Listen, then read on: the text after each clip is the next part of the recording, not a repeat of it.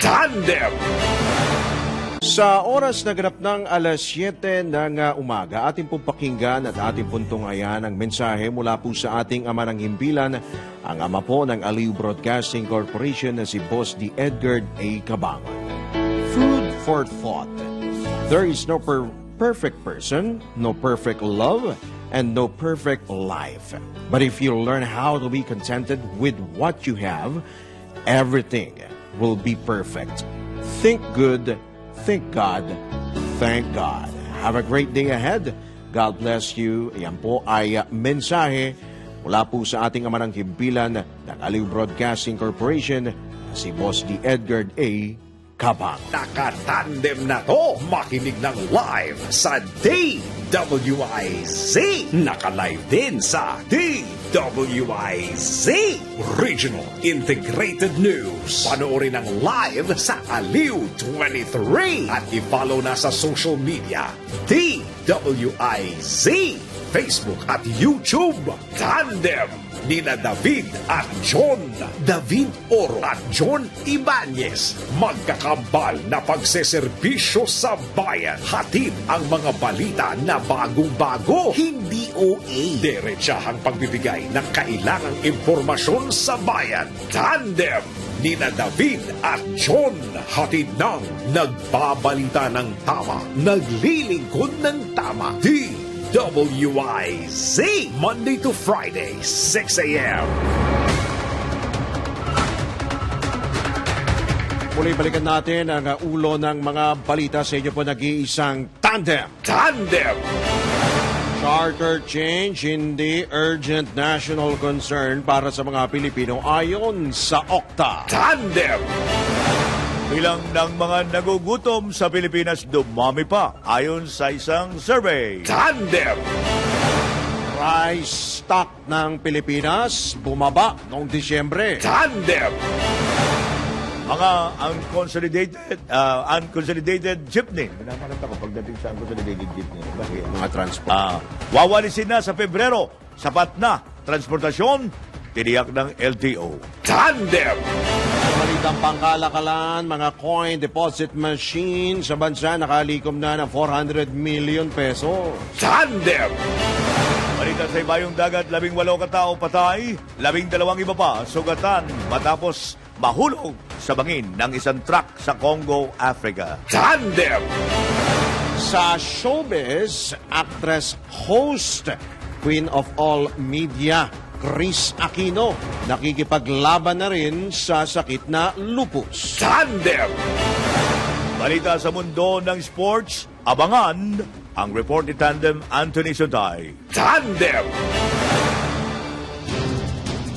Sa oras na 6 na sandali makalipas ang ikapito ng morning, sa inyo pa rin po nag-iisang tandem sa ngalan ni na Tandem David Oro at John Ibanez Drew Nasino At Senyor Ray Pacheco. Tandem! Sa detalye nga ng mga balita, mayorya na ng mga Pilipino ang nagsasabing hindi itinuturing o hindi nila itinuturing na pangunahing pangamba o urgent national concern ang charter change o CHA. Batay sa 2023 fourth quarter tugon ng masa survey ng OCTA, 1% lamang ng mga Pilipino ang naniniwalang dapat agarang aksyonan ng gobyerno ang CHA na isusulong sa bansa sa pamamagitan ng nagpapatuloy na People's Initiative o PI. Batay din sa resulta ng survey, ang pagkontrol sa inflation ang nananatiling pangunahing alalahanin ng 73% ng mga Pinoy.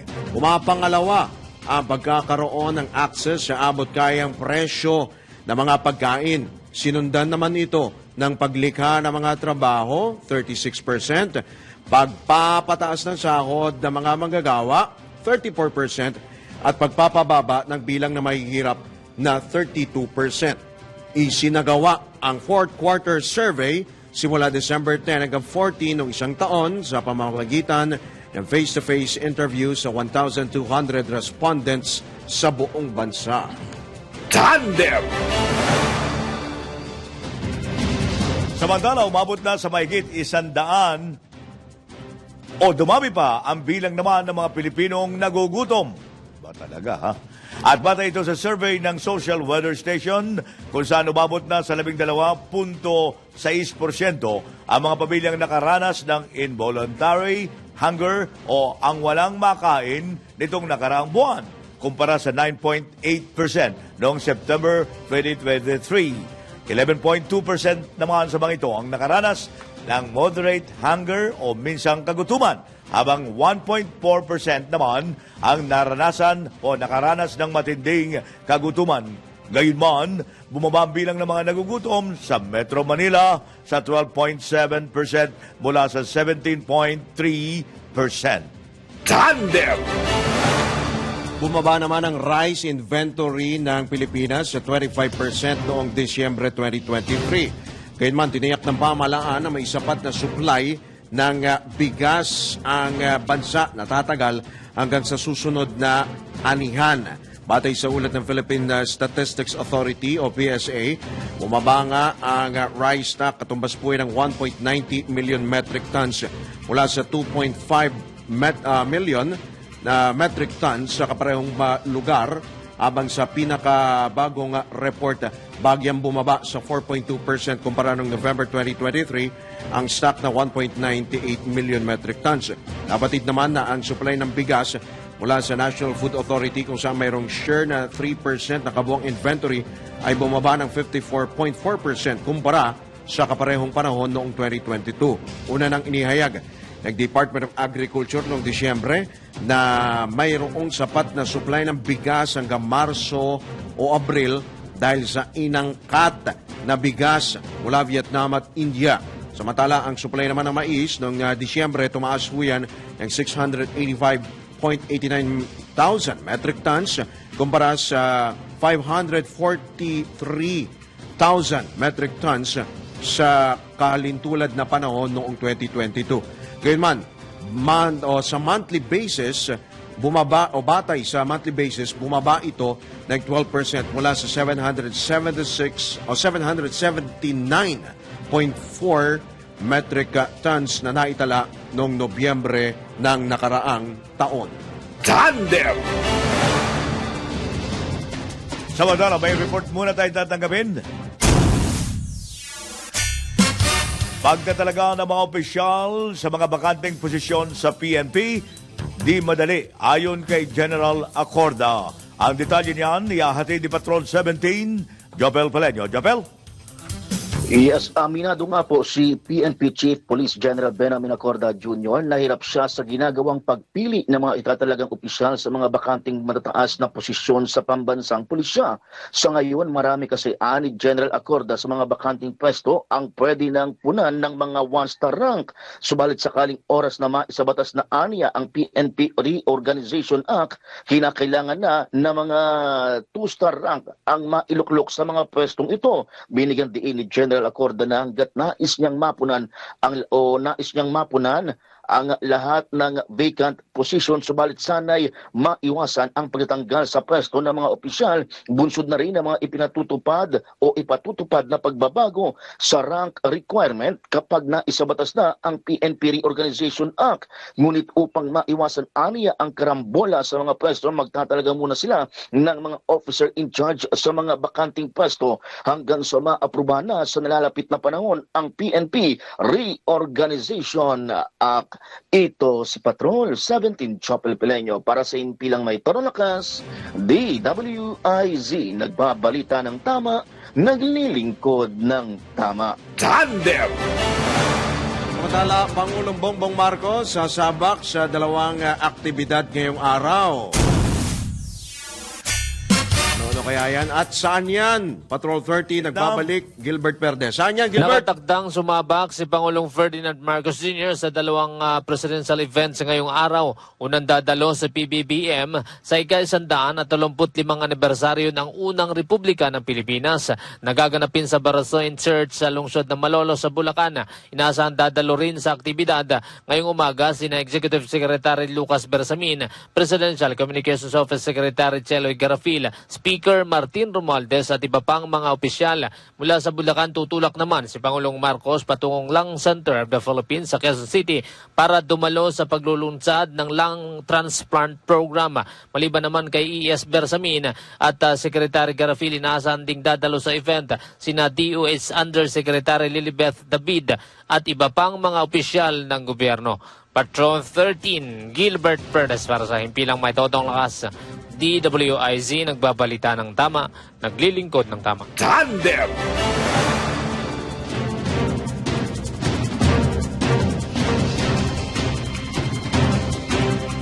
Samantala, tingnan naman natin ang report ni Jenny Mendez. 20 pesos sa kada kilo ng bigas, malabo pang maabot ngayong taon ayon sa grupo ng magsasaka. Detalye mula kay Jelly. Jelly? Malabo pang maabot ngayong taon ang 20 pesos sa kada kilo ng bigas sa merkado. Ito ang naging pahayag ng grupong Samahang Industriya ng Agrikultura na hindi kakayanin kahit sa susunod na taon ang mababang halaga ng bigas. Ayon kay Sinag Executive Director Jason Cainglet, masyadong malaki ang gastos sa pag-produce o pag-aani ng palay ng mga magsasaka. Aminado ang grupo na mahirap abutin ang 20 pesos per kilo ng bigas dahil nakukuha sa 28 pesos hanggang 30 pesos ang farm gate price ng palay ng mga trader at suppliers. Iginiit ni Cainglet na ito ang isa sa mga dahilan kung bakit patuloy ang pagsirit ng presyo ng bigas sa mga pamilihan, partikular na sa Metro Manila.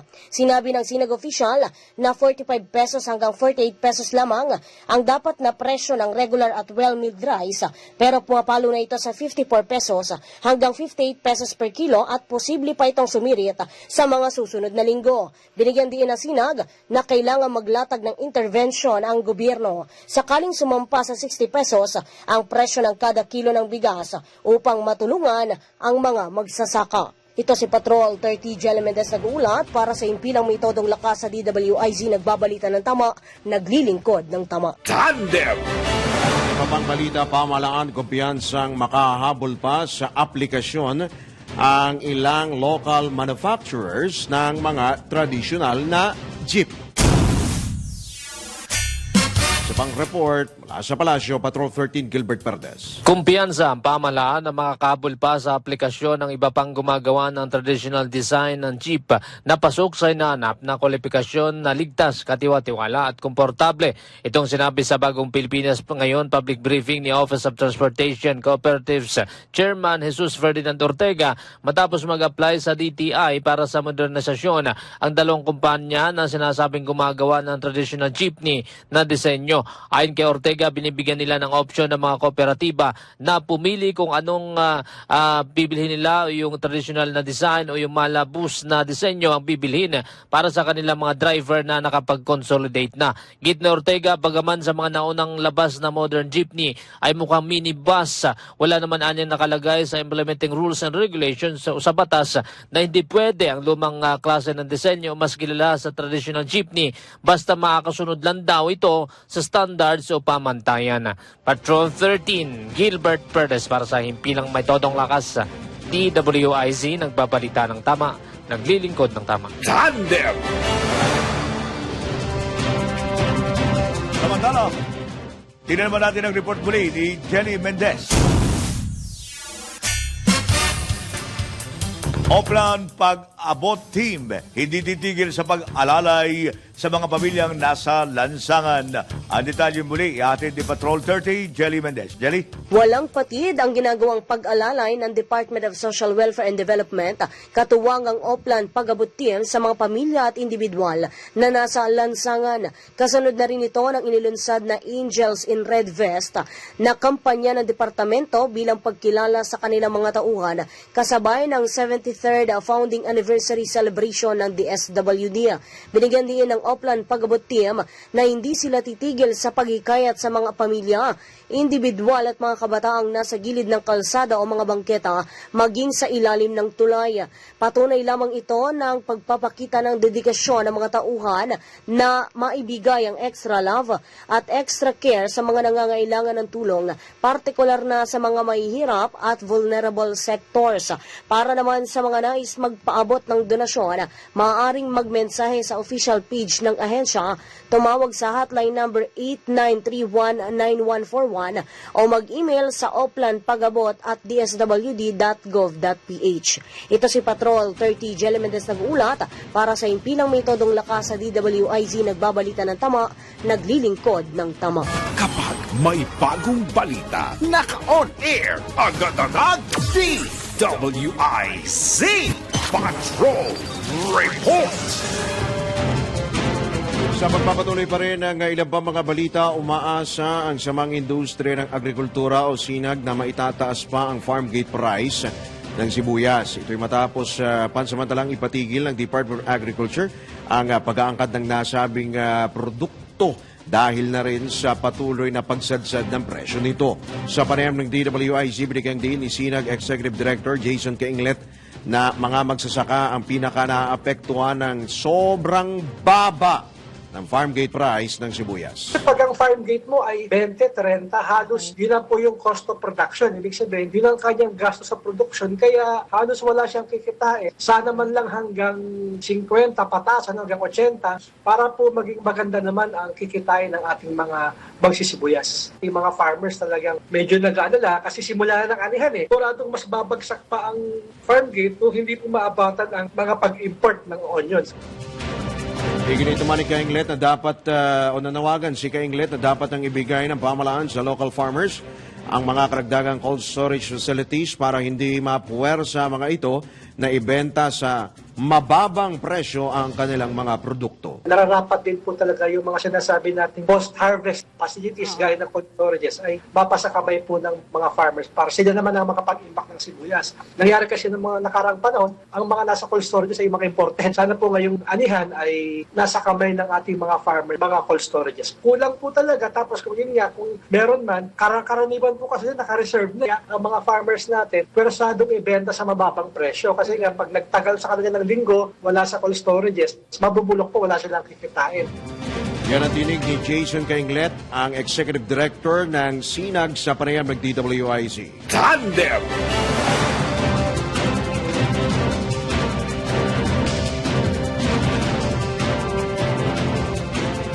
Samantala, ibinebenta na ang puting sibuyas sa halagang 17 pesos kada kilo mula sa dating 700 pesos. Ito naman ang ipinahayag na ni Chairman of the Bongabon East Farmers and Fisheries Service Cooperative Dan Alfaro na bagsak presyo na ang puting sibuyas sa Bongabon, Nueva Ecija dahil sa napakarami pang imported. Kaya sige, import ka more. I-import pa talaga. Hindi nabibili ang lokal na sibuyas. Kawawa naman ang lokal. At kasunod nito, nagbabala si Alfaro na sa loob ng 3 hanggang 5 taon, wala nang magtatanim ng puting sibuyas. Mag-import na lang kayo na mag-import. Napatid na ang farm gate presyo ng puting sibuyas ay dapat na 50 pesos ang 1 kilo habang ang pulang sibuyas ay bagyang mas mahal. Bukod pa sa pag-angkat ang mga magsasaka ay nahaharap din sa iba pang hamon tulad ng pagtaas ng presyo ng pataba at infestation ng army worms sa lalawigan. Tandem! Ikinalugod naman ni Nueva Ecija 3rd District Representative Bria Vergara ang naging desisyon ni Agriculture Secretary Kiko Laurel na magpatupad ng moratorium sa pag-aangkat ng sibuyas. Kasunod ito ng pagbagsak ng farm gate price nito na nakaapekto na sa mga magsasaka lalo po dyan sa Bongabon na onion capital of the Philippines. Ayon kay Congresswoman Vergara, magandang balita ito dahil sa katapusan ng Pebrero na magsisimula na po yung pag-aani ng sibuyas. Pero meron po tinatawag din na palusot yung mga nakaraang December. Dapat din anyang tignan muna ang produksyon bago mag-angkat. Sabay nito, ipinanawagan ng mambabatas na palakasin ang onion industry at food security ng bansa. Tandem!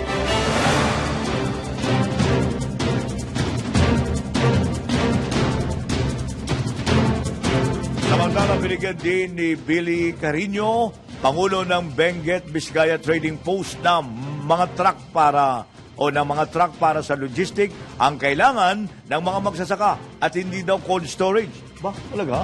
Aha. Ito ang nakikitang solusyon ng opisyal sa patuloy na pagkasira ng mga gulay sa Benguet dahil sa kawalan ng mga sasakyang magdadala ng mga gulay sa mga pamilihan. Walang nakikita namin tulong ang gobyerno. Wala. Private lang. Pumunta si DE, Secretary Laurel sa Taguig, Trading Post. Tinanong niya ako kung ano ang kailangan namin. Siyempre, yung pangmadali ang sagot, wala kaming truck para sa Trading Ayun. Post. Sabi niya, tinawag niya yung asik niya, si Danny. Sabi ni Danny, ano, akit tayo. Maraming tanong. Sabi ko, alam mo, kung sasagutin kita, maraming nagagalit na farmer, baka magkamali ako. Kasi mas maganda yung pakinggan nyo ang idea nila. Kung talagang tutulong sila, ibigay. Hindi yung sila ang magsasuggest ng tulong. Kahit walang komisyon, bigay. Binigyan din pa ni Carino na gaano man kalaki ang mga cold storage sa lugar ay hindi ito mapapakinabangan ng mga magsasaka dahil oras na may stock ang mga gulay, may hihinto rin ang kita ng mga ito. Kahit malaki ito, hindi pakikinabangan ng farmer. Ayaw ng farmer ang may stock ang pira nila. At saka yung mag-i-storage, yung mga negosyanteng middleman gaya ng supermarket, yung makikinabang lang dyan sa storage na yan. Walang magalit. Totoo. Okay. Hindi kailangan ng farmer ang storage. I-storage ba ng farmer lahat yung oversupply nila sa gulay? Kakasya ba yung milyon na kilo ng gulay? Kaya ang sagot ko dyan, hindi. Umapila pa ang opisyal sa pamahalaan na maglaan ng lupa para magsilbing trading post ng mga gulay upang hindi na tuluyang malugi pa ang mga magsasaka. Kung totoo ang gobyerno, ang hinihingin lang namin noon, lupa. Gaya ng ating mga opisyal na congressman, governor. Siyempre, kahit mayor, ang sinabi ko nung kampidlas, bakit may liga naman Mayor's League, magkikita sila dyan sa Maynila, magkikita sa Davao. O baka may kuha ka dyan sa, kung taga Cavite ka o baka may lupa ka dyan na gagawin ng trading post ang mga farmers natin. Madaling gumawa ng trading post, imposible. Kami nga, wala kaming kapira-pira, bakit nangyari yan? Sa Taguig trading post. Kaya para sa aking farmer, yun lang ang nakikita kong isang solusyon. Kumanap ng lupa, kahit i-turn over sa farmer, bahala silang gumawa ng instruktura kung hindi po punduhan. Yan ang tinig ni Billy Carino, Pangulo ng Benguet Vizcaya Trading Post sa eksklusibong panayam ng DWIZ. Tandem! Bad news para ho sa mga magsasaka. Napeste na rin ang mga palayan sa Nueva Ecija ng mga tinatawag na hanip. Ito Ano? yung hanip. Insekto ito na Maliit lang yan. para ho sa kabatiran ng lahat dyan ho sa amin sa Nueva Ecija. Yan po yung tinatawag na kuto. Kuto sa ibon. Kuto ng manok. Hanip. Hanip ho ang tawag. Maliliit ho yan. Hindi, bihira nyo makita yung mga ganyan. Kaya pag kumagat daw yan, hanip na. Hanip talaga. Hanip talaga. Oo. Ang hanip, yan po yung maliit na insekto. Kumakain ho ng dahon at bunga ng palay hanggang sa matuyo po ang mga ito. Batay sa ulat, ilan po mga magsasaka sa San Isidro, Nueva Ecija at halos 1.9 hectares na po ang pinutakti ng mga hanip kung saan walang napakinabangan sa mga pananim. Nako. Hinanip nila, hinahanap ang pananim na nawala. Nasa 20,000 piso naman kada hektarya ang nawala sa isang magsasaka dahil ito ang kanilang binabayaran sa gobyerno, gayong nasa 78,000 pesos ang kanilang nagastos. Ayon naman sa ilang pa magsasaka sa NE, sa Nueva Ecija, maiwasan sana ang pag-atake ng hanip kung sa Marso pa sila magtatanim ng palay, pero napilitan silang magtanim ng maaga dahil sa kakulangan po ng tubig. Yung pangamba ho na sila po ay kapusin ng tubig irigasyon sa pagsasaka, bunsod naman po ng epekto ng El Nino phenomenon. Tandem! Samantala, dismayado ang mga magsasaka sa Bintar, Ilocos Norte dahil sa pagsadsad naman ng presyo ng bell pepper na sa merkado sa 10 piso kada kilo. Ang ano yun, ang mahal yan. Bell pepper. Ito'y bunsod ng pagbaba ng demand ng bell pepper at oversupply sa merkado. Ayon sa isang magsasaka, nagdulot ito ng pagkalugi kung saan nawawalan sila ng kita ng 20,000 piso. Dahil dito ay pinamigay na lamang ng mga nagtatanim ang kanilang ani o di kaya naman ay hinayaang mabulok matapos hindi may benta. Umapila naman ng mga magsasaka sa pamahalaan na tulungan silang mabawi ang kanilang pagkalugi. Tandem! Muli pong magbabalik ang inyo po nag-iisang tandem. Dito pa rin sa bilang may total lakas DWIZ at Aliw 23. Makalipas lamang po ang ilang mga paalala mula po sa ating mga tagapagtangkilik. Oras, 27 sandali. Makalipas ang ikapito. Tandem! Sa oras na 32 sandali makalipas ang ikapito ng umaga sa pagpapatuloy pa rin ang mga balita sa inyo po nag-iisang tandem. Mahigit 10 bilyong pisong fuel at fertilizer assistance ang ipamamahagi sa mga magsasaka ngayong taon upang maitaas ang food production. Ito ayon sa Department of Budget and Management ay kung saan 9.5 billion pesos ay ilalaan para sa fertilizer discount vouchers habang 510 million pesos para sa fuel assistance. Ayon kay Budget Secretary Amena Pangandaman, bukod sa pagpapalakas ng produksyon at supply ng pagkain sa bansa, nais din ni Pangulong Ferdinand Marcos Jr. na mabigyan ng nararapat na tulong ang mga local farmers.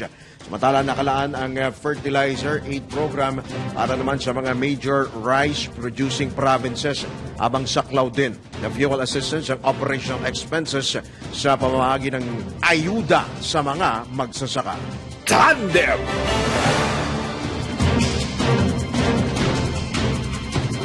Samantala, pumalo na sa 25,000 barangay ang napatayuan ng community gardens sa ilalim ng Kalinisan Day campaign ni Pangulong Ferdinand Marcos Jr.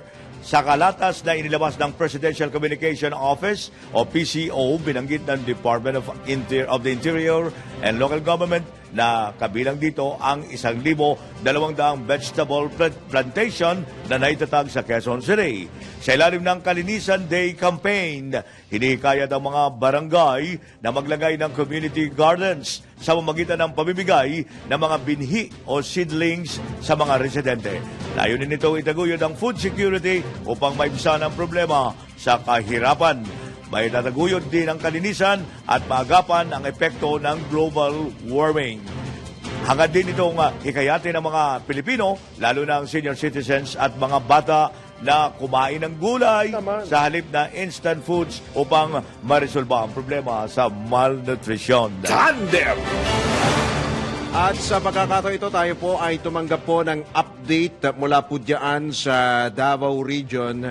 Kaugnay doon po sa epekto ng malakas na pag-ulan na nagdulot po ng landslides at flash floods. Yung shear line. Shear line pa lang ito ha, pinag-uusapan natin ha. Shear line pala, nag-aaway pala yung lamig at init. Oo, Kaya hirap pala mag-aaway. Yan ano? nagsasalubong sila. Pag nagsalubong baha, Matindi yun. Pero ito ewan ko lang kung ano nang update dyan sapagkat kanina binabanggit natin pagkain, sektor ng agrikultura. Mukhang natamaan yung sektor ng agrikultura. Paano yan? Oo nga, dyan sa Region 11. Nasa kabilang linya po natin ang Regional Director ng OCD Region 11, si Director Ednar Dayanghirang. Magandang umaga po, Director. Welcome po muli sa DWIZ LU23. Drew Racino po at Senyor Ray Pacheco. Good morning at nanonood ngayon sa DWIC. Good morning sa lahat po. Opo. Sir, ano na po ang update sa epekto po nito pong shoreline, lalo na po yung nangyari pong landslides? Diyan po yan sa ilang probinsya sa Davao Region. Nadagdagan ho ba yung death toll? Na-recover na ho ba yung ilang pang mga nawawala? Sa kabuuan mo, as of last night, 16 po yung death toll, yung nasawi. 5 po ang injured. Sa total population, yung buong Davaoenyo na apektado sa shear line, 606,000 people po or 134,000 families ang total po na affected sa probinsya ng Del Norte, Davao de Oro, Davao Oriental, Davao Occidental, and the city of Davao po. Okay. So, how about naman po yung mga infrastruktura, Director, and of course, yung damage po sa sektor po ng agrikultura? Gaano na ho kalaki? Sa ng agrikultura, 68 million no ang accounted yung reported, confirmed, and verified po ng Office of Civil Defense based on the situational report ng ating mga lokal na pamahalaan sa mga affected communities po. Yung mga bahay po, a total of 161 houses po ang dapat sa mga bahay na tinamaan po ng baha or na landslide po. So marami pa rin nasa evacuation center ngayon na direct. Wala na. Evacuation center, hindi naman gaano karami po. Marami pa rin. Ang ating data po is about affected population, evacuation center, mga 3,815 families ang nasa loob po ng evacuation center as of yesterday po na bilangan. Wow. Marami pa rin, ha? Marami-rami pa rin pala yun, Director. Pero kamusta naman ho? Dito ho kasi may alanganing makulimlim, alanganing maaraw. Diyan ho ba, kamusta ho ang panahon po dyan? Makulimlim pa rin ho ba? Maulan pa rin, Director? Kahapon po, maganda naman yung panahon at ngunit may mga oras na makulimlim, kagaya ng sinabi nyo, nagkaroon po tayo ng meeting with Pag-asa kahapon at sinasabi nga, wala nang shear line.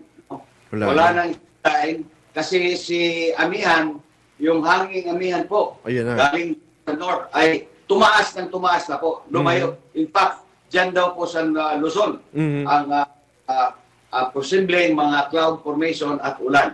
Dito ngayon, yung mga cloud formation dito, according to Pag-asa, are isolated thunderstorms na lang po.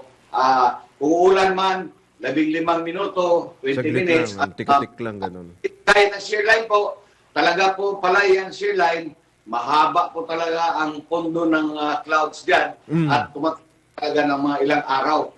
Yun ang report na Pag-asa sa pag-meeting ko kahapon sa kanila po. Okay. So, paano ho yung mga bahay po ng mga apektado? Kung ganun pong naapektuhan po ng landslide, of course, eto na naman ho tayo, pabalik-balik na naman ho tayo, Director, yung rehabilitation muli, yung pag-recover muli, at yung paglilipat doon sa mga apektadong residente, Director. Okay, sa mga nasiraan po ng bahay, kahapon din nagkaroon tayo ng early recovery cluster meeting. So, napag-usapan na po diyan yung financial assistance na ibibigay sa partially and damaged houses. Sa moving forward po tayo, magkakaroon po tayo ng tatawag po ako ngayong February ng regional flooding dialogue po. Pag-uusapan sa buong region tungkol po sa pagbabaha. Kasi nga, talagang it's really disturbing to see the extent of flooding all over the 3 provinces of Davao region at napakalawak po. So siguro, kailangan na po pag-uusapan ito. Local issues, pag-uusapan po sa regional, lahat po ng stakeholders ng gobyerno at private sector po at simbahan po, iimbitahin natin para magkakaroon po ng common understanding at how to move forward para ma-prevent and avoid yung flooding and landslide po. At doon na po papasok din sinasabi ninyo yung medium-term and long-term plans. Hindi po nagkulang ang gobyerno sa data, sa information, early warning, yung mga tinatawag na landslide areas po, landslide-prone areas, yung mga bahaing lugar. Kompleto po tayo ng data. It's a matter now of aligning yung national information, national data, doon pa sa local mga plans at development initiatives ng mga local government po. Yan po ang OCD po, Office of Civil Defense, as the primary agency o office ng gobyerno to lead disaster resiliency. Kami po magpapagitna. We'll facilitate all the regional dialogues and provincial dialogues later on para magkaroon ng resolution po o at least ma-mitigate man po yung pagbabaha at paglalandslide. Meron naman yatang pondo sa flood control, 'di ba? Director, dapat masilip 'yan kung ano nangyari doon sa pondo sa flood control, di ba? Mayroon po mga flood control projects. Yan. Ngunit sa pag-iimbestiga ko po, this is pang 5 buwan ko po na direktor sa Davao Region. Kasi ang direktiba po ng ating administrator, Ariel ni po, ay umikot sa mga mayor. Meron po mga projects, ang ating mga ahensya, maganda naman po yung project, no? They are sturdy. However, hindi po nakita, yung nakitang isang challenge po, o gap, yung impact on the disaster. No? Ayaw. Sometimes po, may mga situations na mismo yung ating project contributes to flooding. No? I see. Flooding. It could be a flood control, it could be a housing project, it could be other projects not only by government, pati po ng private sector, yung mga housing projects po, no? Na minsan hindi na-align yung mga drainage nila sa city or community drainages. Meron din pong policy issue sa bayan po ng Carmen. For example, face-to-face meeting ko sa mayor last year. Ang sabi ng mayor, Sir, gusto ko i-silt yung river namin. Kasi merong 100 hectares na, kulang-kulang 100 hectares na silted na nandoon sa river at the mouth of the dagat. So, ito niya i-silt para mag-flow freely yung water. However, sa palisiya po naman ng ahensya natin ng gobyerno like DENR, hindi niya pwede basta gawin kasi marami yung yung bakaw ba? Ano ba ang English ng bakaw? Yung mangroves. Maraming Bakawan. So, sabi ko, Mayor, stalemate tayo ngayon. Every time magbaha, tatamaan yung population mo. So sige lang, we will agenda that in a dialogue para magkakaroon ng win-win solution po para mas mabigyan ng kalunasan yung problema ng mga tao po ng municipality of Carmen. There are things, ibig ko po sabihin, that are policies from one agency to the others that contributes to another problem, which is yung disaster po. Okay. Wala na. Sige, baka meron ho kayo mga iba pa mga panawagan. Direktor, sa atin ho mga kababayan, lalo na po... yung mga naepektuhan, ha? Yes, yung mga naapektuhan po. At tama, correct me if I'm wrong, Director, buong Davao Region ba under state of calamity? Dalawang probinsya po ang declared. Hindi naman buong Davao Region. Okay. Kasi yung state declaration may mga guidelines po sa batas yan. Okay. Hindi automatic po. Hindi lahat, hindi lahat. Guidelines. Davao del Norte and Davao de Oro po. Iyon. Davao de Oro and Davao del Norte. Alright, naku, sige po. Director, marami pong salamat sa inyo pong oras at mag-iingat po kayo dyan. From time to time, hingi po kami sa inyo po ng mga update kaugnay po doon sa mga affected communities dyan po sa Davao Region. Marami pong salamat, Director. Direk, maraming salamat, ha? Salamat po. Good morning po.